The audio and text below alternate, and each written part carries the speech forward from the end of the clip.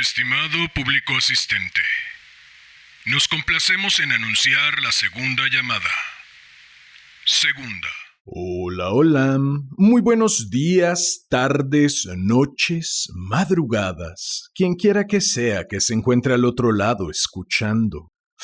Queridos gatos locos, un día como ayer de hace 2 años anuncié el salto al vacío que dio origen a esta nave de los gatos locos. 2 años, más de 200 cuentos, más de 150 plumas, más de 45 países, más de 5,000 reproducciones totales, más de 100 gatos locos. Infinitas gracias. Este jueves 7 de marzo, día en que se cumplen 2 años de haber sido leído y publicado el primer cuento, a las 20 horas según el horario de México, haré una lectura en vivo. Este cuento, el del día de hoy, es el tercer y penúltimo guiño para quienes están en esta aventura desde sus inicios. ¿Ya saben o se imaginan cuál leeré durante el festejo? Hagan sus apuestas y déjenlas por escrito en los comentarios. Si vives en Jalapa o estás en disposición de descolgarte hasta acá, la cita es en el restaurante Plazoleta, Zamora 46, zona centro, y la entrada al evento no tiene costo alguno. Además, entre los asistentes sortearemos 2 libros sorpresa. Si no vives en Jalapa o no estás en disposición de asistir, la cita es a través de mi página de Facebook. Damián Sastre presenta 2 puntos. Este jueves 7 de marzo a las 20 horas. Sea en persona o sea a través de redes, allá los espero. No olviden llevar su barquito de papel. Es más, vayan por una hoja de una vez y así lo pueden ir haciendo mientras yo les leo este cuento que, como ya es costumbre, dedico a mi madre por leerme cuando era niño, a mi padre por regalarme aquella radiocasetera, al niño que fui por combatir el aburrimiento con tanta creatividad, al hombre que soy por tomar este sueño entre las manos y trabajar para tornarlo realidad. Y por último, no por ello menos importante, a ti, quien quiera que seas y desde donde sea que me estés escuchando. Ha llegado la hora de correr el telón y de que empiece la función. Estimado público asistente, Damián Sastre presenta El tatuaje secreto de Frederick Ames Coates. Esta es tercera llamada. Tercera. Comenzamos.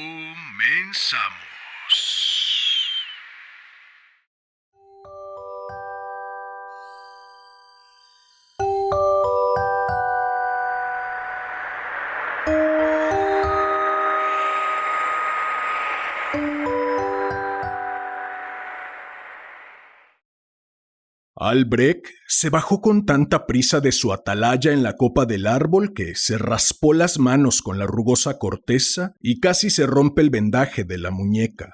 Maldijo ásperamente, pero en voz baja, el dolor que le infligió la herida. Típico de él no darse cuenta de que la culpa era suya por apresurarse tanto, sin pensar, con una precipitación del todo innecesaria. Acababa de ver salir de un garage un coche en dirección a la carretera del otro lado de la vía férrea que marcaba el confín del pueblo. Había oído el chirrido de la verja al cerrarse. Había visto el coche con las luces encendidas para dispersar la primera oscuridad que iba ganando terreno. Lo había visto entrar en la carretera rumbo al centro. Vilques, el bocazas, que vivía solo con un perro, comía en el hotel del pueblo. Seguramente tardaría al menos 1 hora en volver, tiempo suficiente para los planes de Breck sin necesidad de apurar los minutos. Se abrió paso entre los matorrales a manotazos, apartando las ramas húmedas que parecían empeñadas en golpearle la cara. Se detuvo al borde del terraplén que llevaba hasta las vías y volvió a enfadarse sin razón. El tren de mercancías que estaba allí parado se había puesto en marcha hacía un momento. A lo lejos, de camino a la estación del pueblo, vio las luces del furgón de cola. Era uno de esos trenes interminables, sin pasajeros, cuya locomotora es capaz de arrastrar el triple de coches cargados de los que lleva. A la velocidad que iba, tardaría 10 minutos en despejar la vía para que pudiera pasar él. Normalmente, Albrecht se habría subido sin más a un tren de mercancías que fuera tan despacio. Sin embargo, en la cárcel no hay ocasión de entrenarse para saltar luego de él. Además, la lluvia, que se alió con él trayendo la oscuridad más temprano, sumó un nuevo riesgo a la intentona. Por la dirección que llevaba el tren, tendría que saltar hacia la izquierda. La muñeca vendada, la que le dolía, era la izquierda precisamente, la que tendría que soportar casi todo su peso un momento. No obstante, no vaciló cuando llegó a la vía. Corrió un poco al lado del tren, dio un salto, se agarró y en un instante logró poner el pie en la resbaladiza plataforma de hierro. Sin pérdida de tiempo, cogió impulso para alcanzar la escala del final del vagón y sujetarse a ella. A continuación, el momento de mayor peligro, pasar entre los dos vagones con las piernas muy separadas hasta tocar la escala de hierro del otro lado. Con un suspiro de alivio, saltó del tren. La grava del terraplén, resbaladiza con la lluvia, cedió bajo el impacto de los pies y el hombre empezó a trastabillar hacia los raíles y las mortíferas ruedas. Agarrándose con las manos y las rodillas, logró frenar la caída a tiempo y ponerse a salvo. Airado, lo añadió a la cuenta del hombre al que iba a ver, el hombre que iba a pagarlo todo, incluidos los años de cárcel. Pero antes había que solucionar lo del perro. Para el exconvicto sería como degustar un sabroso anticipo de la venganza que planeaba.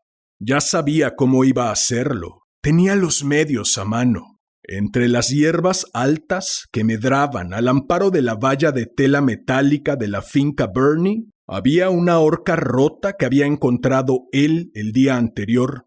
La cogió y metió los crueles dientes por uno de los huecos rectangulares de la valla, donde la tendría al alcance, pero seguiría oculta, invisible desde ambos lados, gracias a la exuberante vegetación.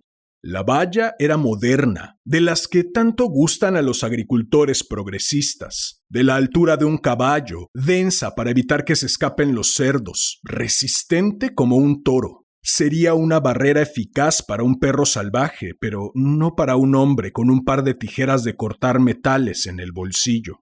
Albrecht se paró un momento a observar la finca desde fuera. No era una granja, pero lo había sido en otro tiempo, y después habían renovado la vieja casa.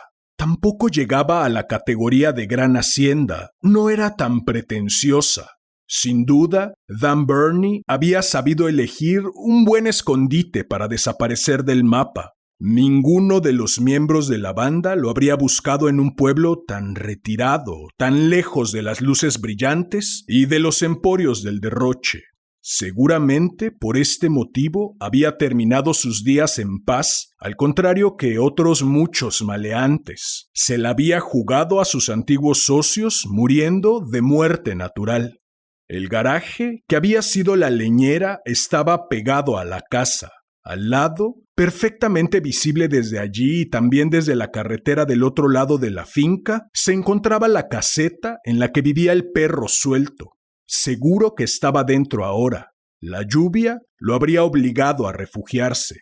Albrecht cogió una piedra. Miró con precaución por todas partes y la arrojó con buena puntería al tejado de la perrera, donde rebotó con un ruido hueco. Un veloz gruñido lo recompensó y el animal salió al momento y empezó a olisquear con recelo.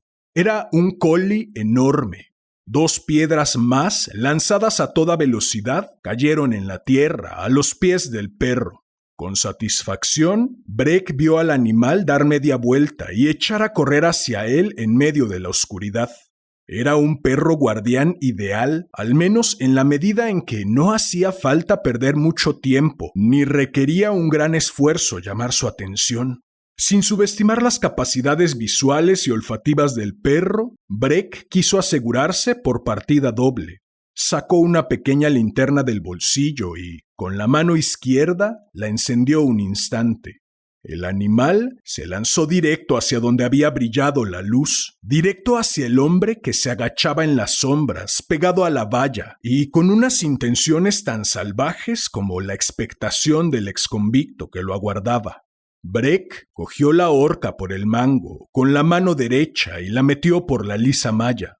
En el instante preciso, la blandió con todas sus fuerzas. Los 2 dientes que le quedaban a la oxidada herramienta hicieron blanco en el pescuezo y en el peludo pecho del perro guardián. Los feroces ladridos se convirtieron en un ruido ronco. Con un deleite cruel, Albrecht agitó el arma con las 2 manos a un lado y a otro, sacudiendo al moribundo animal en el aire. El collie dejó de forcejear. Poco después, lo que pendía de la horca era un perro muerto. Se aseguró de que el enemigo cuadrúpedo ya no era peligroso. Bajó la horca, lo sujetó más arriba, cerca del cuerpo del animal, y lo arrojó por encima de la valla. Pero no podía dejar allí el cadáver, tan grande que no lo cubría ni la alta maleza, aunque ya fuera de noche y poca gente o nadie se atreviera a cruzar la vía a esas horas. A poca distancia, el largo tren de vagones vacíos no había terminado de pasar. Mientras cogía velocidad poco a poco por el terraplén, Breck distinguió el negro hueco de una puerta descorrida. Sonrió al pensar en lo fácil que iba a ser solucionar la cuestión. Cuando el vagón pasó por delante de él, estaba preparado. Con un fuerte impulso, lanzó la horca con la carga empalada a la negrura del coche vacío.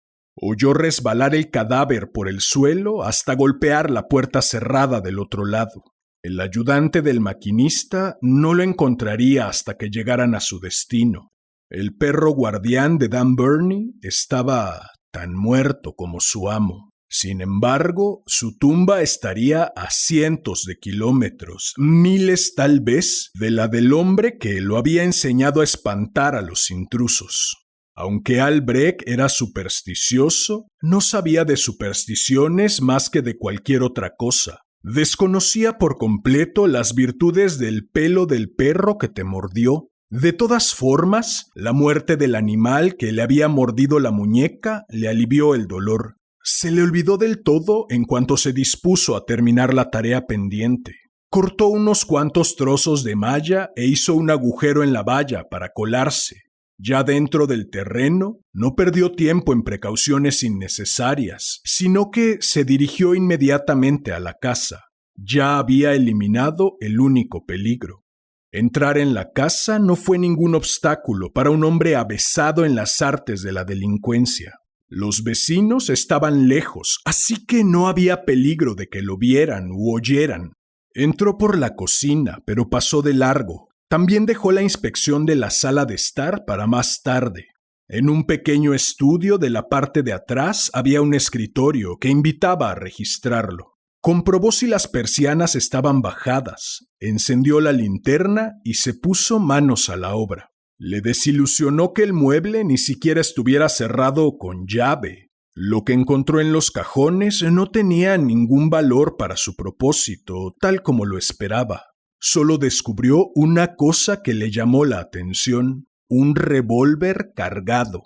Le brillaron los ojos. Se guardó el arma en el bolsillo. Hizo un ruido al chocar con la que llevaba él allí guardada. Después, con una risita, sacó otra vez la que había encontrado, la descargó y dejó de nuevo en el cajón del escritorio.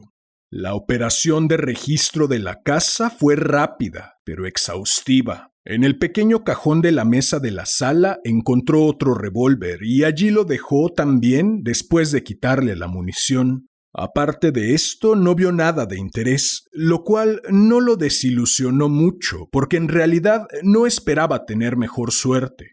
Estaba en una habitación del piso de arriba cuando oyó chirriar las oxidadas bisagras de la verja de entrada. Se asomó a mirar y vio las luces de un coche. Vio también al abogado Eugene Wilkes, que volvía al asiento del coche para meterlo en el garage. Cuando los pasos del abogado resonaron en la entrada de la casa, Breck estaba en el vestíbulo, detrás de la puerta, y así Cuando la abriera, lo escondería.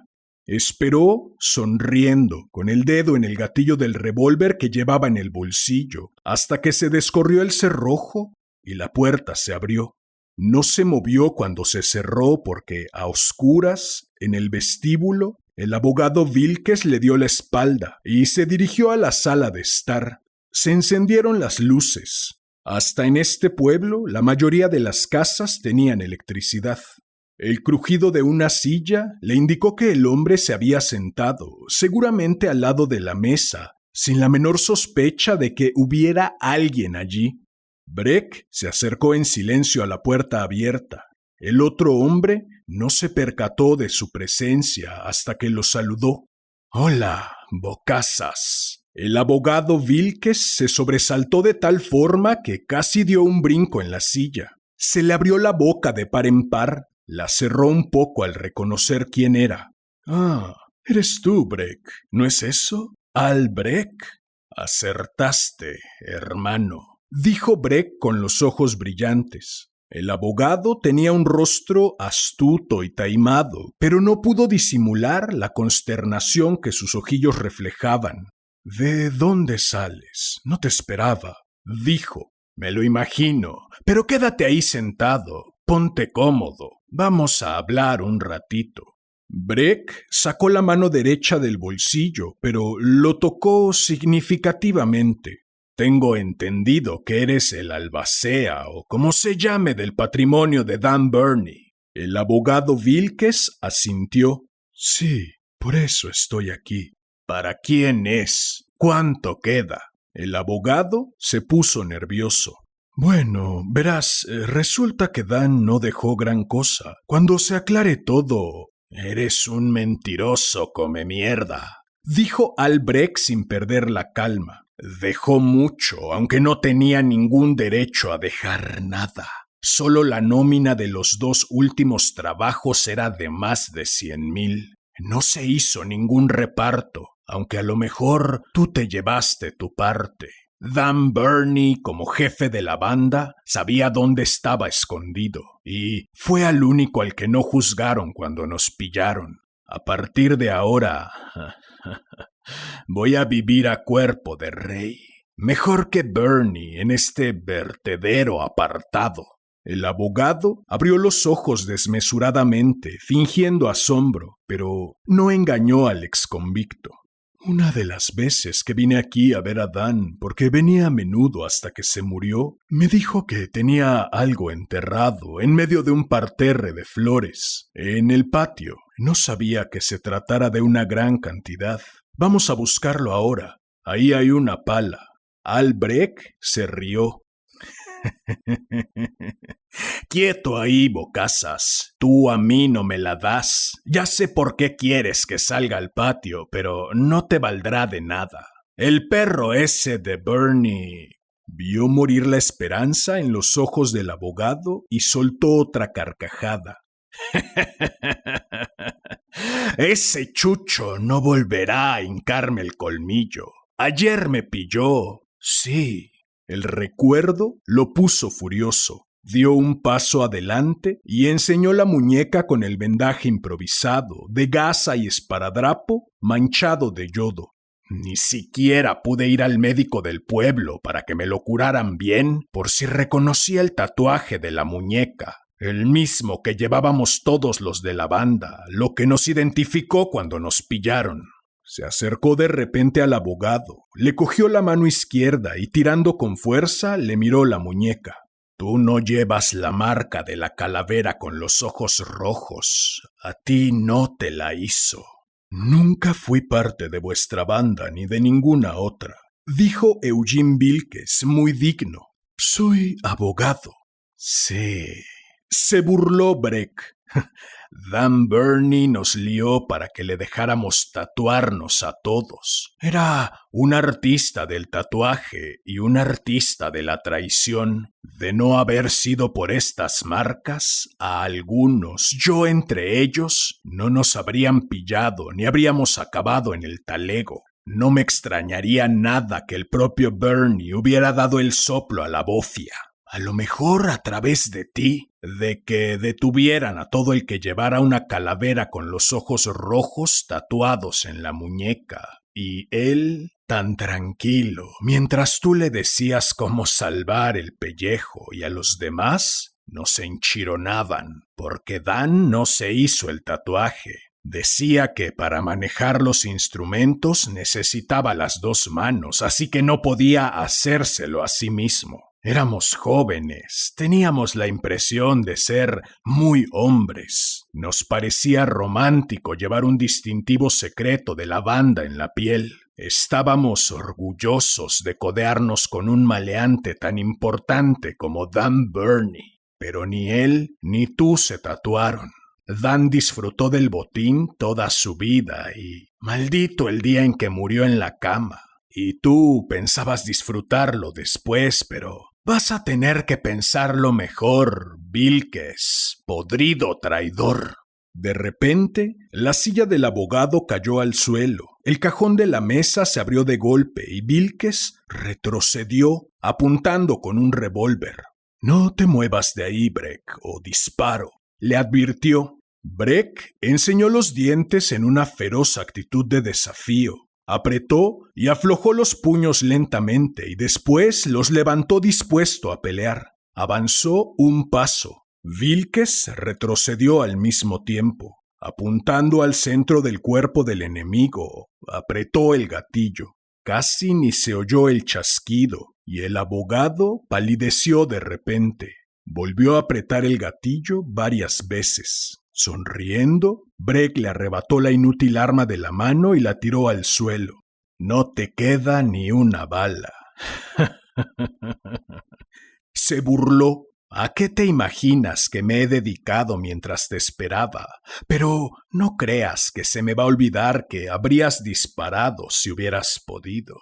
Le dio al abogado un sonoro bofetón en la mandíbula que lo hizo recular a trompicones. Luego lo agarró del hombro y le dio media vuelta, bruscamente. «Solo por si acaso», murmuró. No habría servido de nada resistirse. El abogado ni lo intentó, mientras el exconvicto le llevaba las dos manos a la espalda y se las sujetaba con una mano fuerte. Buscó en el bolsillo y sacó un rollo de esparadrapo, lo que le había sobrado después de vendarse la muñeca. Rápidamente ató las manos al abogado con varias vueltas y se las inmovilizó por completo. Después, de un empujón, lo mandó tambaleándose a la silla otra vez. No pudo resistir la tentación de recrearse. «Apuesto a que darías lo que fuera porque no hubiera dado contigo y te estarás preguntando cómo lo hice», dijo. «En realidad no eras tú el que me interesaba, sino Dan Burney, porque no sabía que me había vuelto a traicionar muriéndose. No pensé en ti hasta que vi que no encontraba ni rastro de él. Me acordé de lo amigos que eran.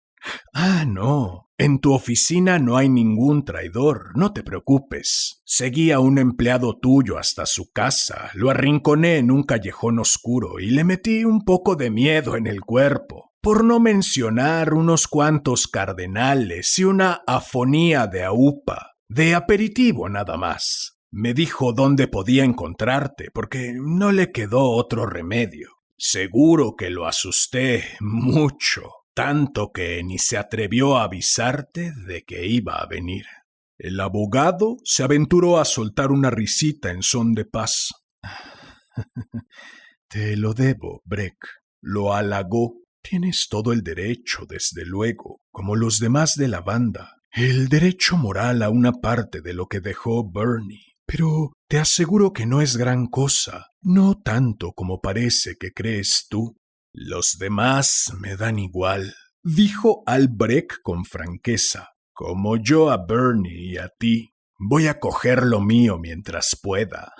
Seré el tesorero de todos, incluido tú». Se rió de su propia bromita y Vilques tembló porque le pareció más terrible que una amenaza directa. «Y lo que dices de que no hay gran cosa, lo quiero todo», Y tendrás que convencerme de que lo que me des es el total y lo primero, quiero verlo y tocarlo. Dinero de verdad, metálico fresco. ¿Dónde está? Acercó mucho la cara a la del hombre acobardado que estaba en la silla. No lo sé, de verdad, Al. No sé cuánto hay ni dónde está.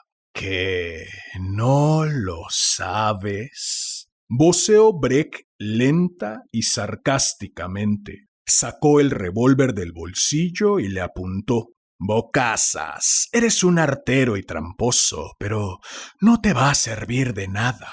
Si no me cuentas el secreto, morirá contigo. ¿Entiendes? Acarició el gatillo con un dedo, dio un paso atrás como para apuntar mejor. La burla le bailaba en los ojos. El abogado forcejeó en vano y una mueca de horror le deformó la cara. De repente se echó a reír y la tensión se rompió. No serás capaz, gritó con una alegría histérica. Te interesa el dinero más que mi vida. Si me matas, perderás tu única oportunidad. No lo encontrarás jamás. Y tenía razón. Al exconvicto se le notó que lo sabía por la cara de perplejidad que puso. Maldijo, vaciló, bajó lentamente la mano que sujetaba el revólver. Lo guardó de nuevo en el bolsillo. Comprendió que, de momento, el astuto abogado tenía la sartén por el mango. Al parecer, no bastaba con ser fuerte e implacable, ni con tener todo el derecho del mundo, ni con haberse ganado la recompensa después de tantos años entre barrotes, mientras otros estaban fuera y vivían a cuerpo de rey. El cerebro siempre ganaba. Había que enfrentarse al cerebro con el cerebro. Si no, no había nada que hacer. La mueca de duda de Breck desapareció poco a poco. Se le levantaron las comisuras de los labios, se acercó a la ventana más próxima, apartó la cortina un momento y vio la lluvia que golpeaba los cristales. Se volvió de nuevo hacia el prisionero y le ordenó a voz en grito: ¡Arriba! ¡Andando! ¡A la cocina! Esa casa tan vieja tenía al menos una ventaja que Breck había descubierto en su exhaustivo registro y que ahora le iba a ser muy útil. Iba andando detrás del abogado que andaba sin entender nada hacia la habitación que le habían dicho. Entonces Breck lo arrinconó en una esquina mientras se agachaba y cogía una argolla de hierro que estaba clavada en los tablones pintados del suelo. Vilkes tuvo un presentimiento de lo que le esperaba al ver que Breck levantaba la trampilla, cuyos bordes visibles conocía muy bien el hombre que ocupaba la casa. Supongo que esta cisterna para agua de lluvia estaba aquí antes de que instalaran el agua corriente en la casa, comentó Breck. Hace un rato, cuando buscaba posibles escondites del botín, medí la profundidad con un palo. Es bastante honda. Adentro. Dejó la trampilla abierta y llevó a Vilkes hasta el borde. Con las manos atadas a la espalda, no pudo oponer resistencia. Tampoco pudo meterse en el hueco sin ayuda. Breck se la prestó de muy buen grado. Levantó el cuerpo encogido en el aire y lo metió en el agua. Vilkes estaba aterrorizado, pero se tranquilizó al ver que hacía pie holgadamente. El agua helada le llegaba al cuello y sabía que, sin ayuda de las manos, no podía salir de allí. El agua seguía entrando en el depósito por unas cañerías invisibles que recogían la lluvia de los canalones del tejado. Pero también había un desagüe para evitar que se desbordara, una salida que impedía que el nivel subiera. Breck miró un momento con satisfacción a su prisionero sumergido, dio media vuelta y salió de la cocina. El abogado no se imaginaba todavía con qué intención. En la posición en que estaba, los ojos le llegaban a una altura de unos 15 centímetros por debajo del suelo. Era inútil intentar escapar por sus propios medios. Los tablones del suelo quedaban a una distancia considerable y las paredes de cemento estaban resbaladizas, cubiertas de limo. Breck no bajó la guardia, aunque lo hubiera dejado solo ahí. Estaba tan inmovilizado como en una celda, pero más incómodo, porque no se podía sentar y el agua empezaba a helar su delgado cuerpecillo. Pero, en fin, con el tiempo, en 1 o 2 horas, el esparadrapo que le ataba las manos se ablandaría y podría moverlas, y también los brazos. Entonces sería más fácil. Oyó unos golpes, un ruido que parecía transmitirse como olas por el agua. Escuchó con aprensión. Todavía no había entendido qué era el ruido ese cuando volvió a oír los pasos de Breck y le vio sonreír con sorna desde el suelo de la cocina. «Acabo de cerrar el desagüe exterior, al que no llegas», le anunció. «He hecho un tapón de madera y he obturado la salida de agua. Ahora toda la que llegue a la cisterna se quedará aquí y sigue lloviendo y más fuerte que antes». La cara burlona de Breck desapareció. Los pasos se movieron hacia la puerta y la madera crujió. Después de un silencio, dijo en voz alta: «Me voy a la sala a descansar un rato. A lo mejor hasta me echo una cabezada. Acertaste, Vilques, cuando me dijiste que no dispararía, que no perdería la única posibilidad de hacerme con la pasta. Pero ahora es diferente. Aquí ni siquiera te veo. Así que no sabré en qué momento te vas a ahogar como una rata. Que la naturaleza siga su curso y ya está. Que la lluvia llene la cisterna. La naturaleza no tiene clemencia, al contrario que yo. La naturaleza no piensa, solo hace su trabajo y nada la puede parar. Pero oye lo que te digo, Vilques. Procura que te entren ganas de hablar antes de que el agua te tape la boca, porque si no, a lo mejor no puedes llamarme, ni yo oírte. Sería una lástima para los dos». Se fue y todo quedó en silencio. Vilques oía el agua que seguía entrando por los conductos invisibles. Tuvo una sensación de derrota. El nivel tardaría todavía un rato en alcanzar un punto peligroso, pero si no dejaba de llover enseguida, al final lo alcanzaría. Lo terrible es que era inevitable. Breck había reaccionado con mucha psicología. Una cosa era enfrentarse a la muerte a manos de un hombre que podía flaquear, temblar o resbalar, y otra muy distinta, encontrarse a merced del agua que ganaba altura milímetro a milímetro. ¿Cerrarse en banda y guardar un secreto que podía liberarlo? ¿Guardarlo tal vez hasta el fatídico momento en que ya no pudiera revelarlo? El abogado Eugene Vilques estaba de puntillas y tenía el labio inferior húmedo cuando por fin abrió la boca para llamar frenéticamente a su captor. «¡Albrecht! ¡Albrecht! ¡Te lo digo! ¡Te digo!». Se le llenó la boca de agua y no pudo terminar la frase. La cabeza empezó a flotar y a punto estuvo de perder el equilibrio. No se oía nada. ¿Se habría dormido de verdad? «¡Breck! ¡Por amor de Dios!». Unos pasos lentos cruzaron el suelo. El exconvicto se asomó con calma al agujero. Vio al prisionero con los labios apretados, mientras las olitas jugueteaban por debajo de sus fosas nasales, con las que respiraba con dificultad.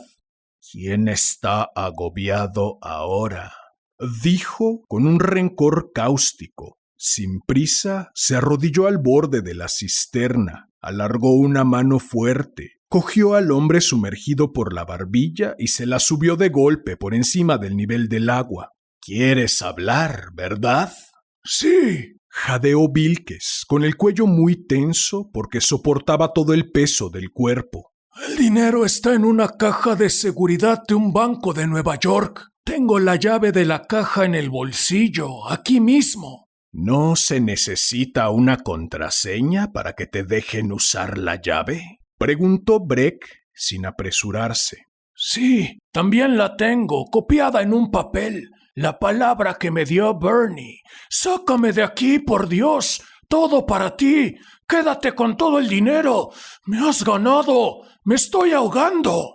¿De qué banco se trata?, preguntó Breck.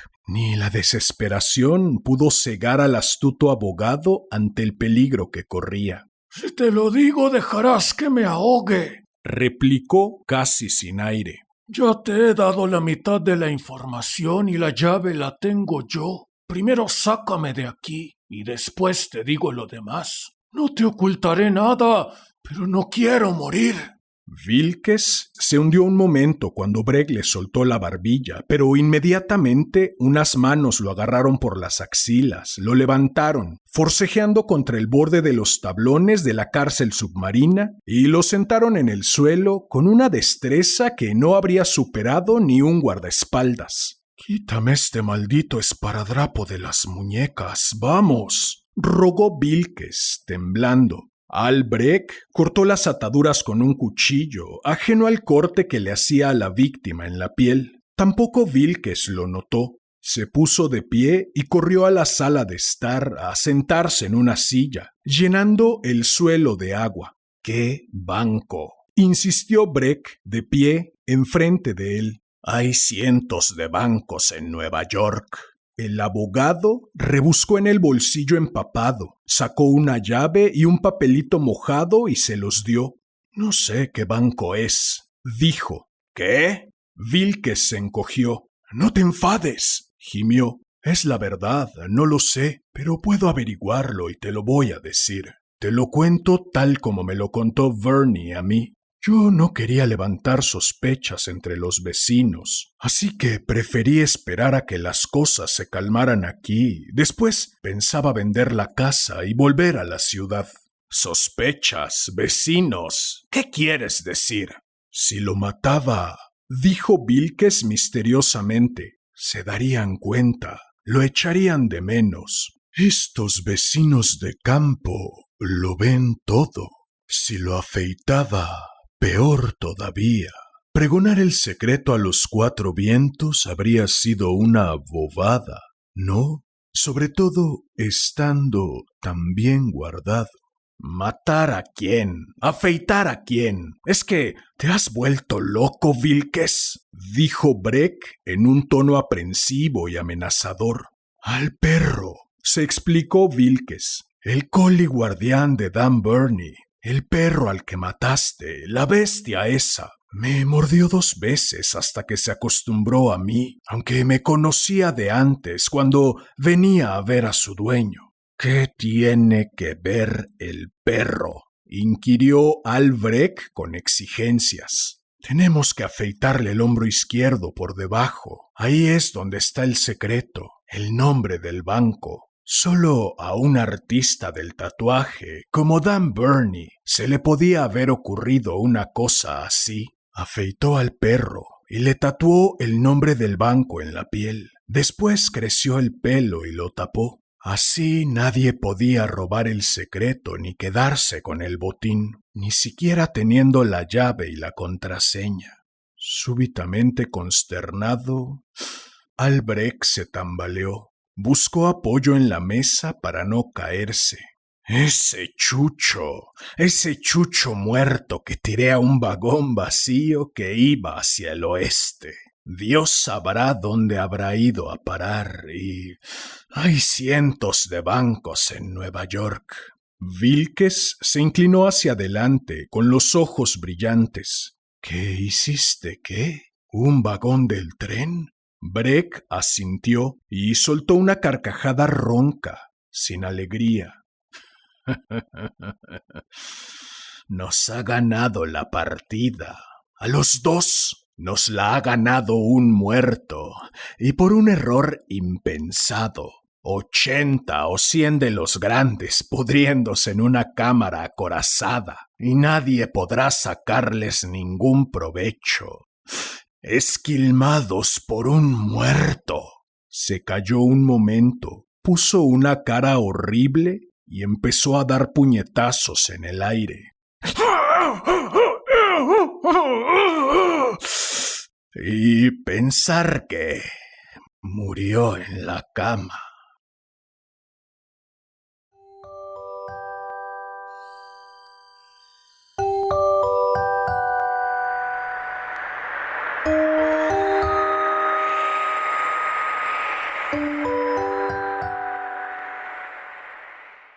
Bien, pues eso fue el tatuaje secreto de Frederick Ames Coates. Espero lo hayas disfrutado. Si fue así, agradecería enormemente que me ayudaras suscribiéndote, dejando un comentario, dando manita arriba, compartiendo, difundiendo. Vale, elegí este cuento, además de por el guiño mencionado al inicio, en gran parte por la redondez de su protagonista. Desde los primeros párrafos, el autor nos presenta a un personaje impulsivo, y el mismo autor nos advierte que todo lo que le ocurre para mal es culpa de dicha impulsividad. Acto seguido, el personaje perpetra el inicio de una venganza matando al perro que el día anterior lo mordió y, llevado por la ya advertida impulsividad, decide deshacerse del cadáver lanzándolo al interior de un vagón de carga. El personaje está seguro de haber resuelto el problema, pero en realidad acaba de colocar la piedra angular del desastroso desenlace. Y eso, creo yo, es un innegable acto de astucia por parte del autor. El mismo canalla que con craso cinismo nos conduce por un laberinto que desemboca en un callejón que él sabe sin salida. Y al final nos suelta de golpe y nos deja abandonados en mitad de la frustración. Una de las canciones que más amo en esta vida es Aquiles por su talón es Aquiles del maestrazo Jorge Drexler.